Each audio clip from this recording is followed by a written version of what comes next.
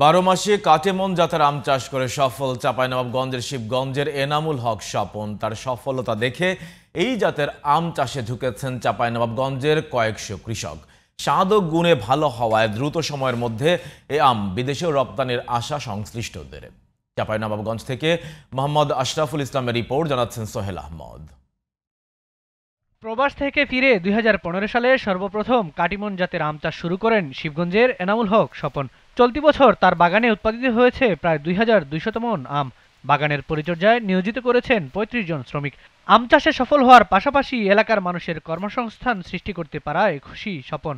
প্রবাসী হিসেবে বিদেশে কর্ম করে আসছি, ওখান থেকে আমার চিন্তা ভাবনা যে আমি যদি আমার দেশের কিছু লোকের কর্মসংস্থান করতে পারি তাহলে আমারও উন্নতি হবে, যারা কাজ করবে তাদেরও উন্নতি হবে, দেশের উন্নতি হবে। যদি আল্লাহ করায় তাহলে আমি একটা আম প্রসেসিং এর ফ্যাক্টরি করব, যাতে ওখানে ২-৩০০ লোক এর কর্মসংস্থান হয়। স্বপনের সফলতা দেখে ১২ মাসই এই আম চাষে ঝুঁকছেন অনেকে। আমরা স্বপন ভাইয়ের বাগানে থাকি, ১২ মাস আমরা কাজ করি, আমরা কামলা খাটি।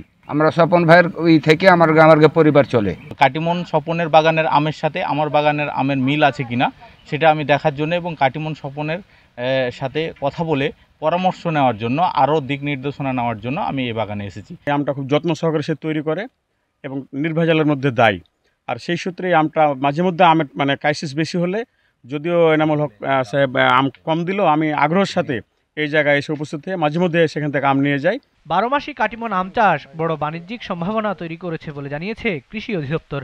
স্বাদ ও গুণে ভালো হওয়ায় শিগগিরই এ আম বিদেশেও রপ্তানি করা যাবে বলে আশা তাদের।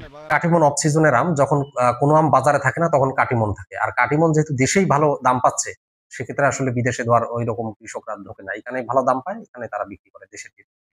যখন বিস্তৃতি লাভ করবে, এটা নিয়ে আরো আসলে কাজ করার সুযোগ আছে। আর যদি ইমপ্রুভমেন্ট করা যায় তাহলে আমরা হয়তো বিদেশে রপ্তানি করবো। Sohel Ahmed, GTV news.